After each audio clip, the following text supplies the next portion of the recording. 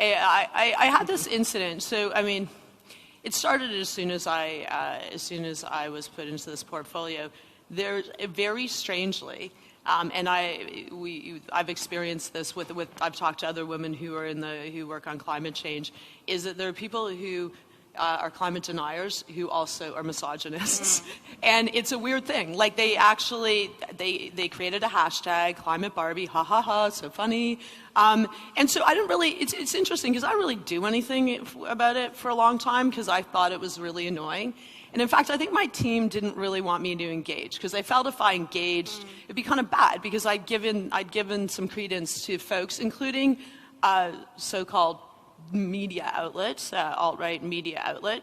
And one time I was asked, well, there were two incidents. One, I was at Climate Week in New York, with leaders talking about how we're going to take action on climate change. And I came home to the hotel and I saw that someone, a former minister in the House of Commons, but a colleague, like someone who was elected, called me Climate Barbie. Oof. And so I just took out my Twitter, and they're like, "Don't do it!" And I was like, "Oh my God!" Like I was like, "Would you call your mother, your daughter, your sister, like that name? Like what is going on?" And it was interesting because the response was quite positive. So that was it. So then I kind of put it to rest, and people still, some people still did, but I don't care. Like you can mute people on Twitter and like get on with your life.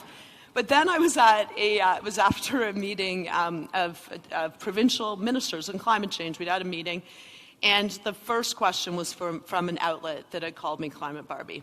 And this is when, I had like this split-second decision. And so then I just said, so he asked me a question, and I said, great, so are you the outlet that calls me Climate Barbie?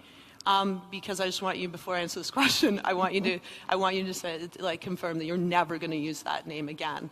And I felt kind of bad because I had all these other ministers standing behind me, and it was very uncomfortable. It was extremely uncomfortable for me. I had to not sound really upset because I was really upset. And I mean, in the end, so he was like, well, I don't call you Climate Barbie or whatever. I said, no, just tell me you're not going to do it.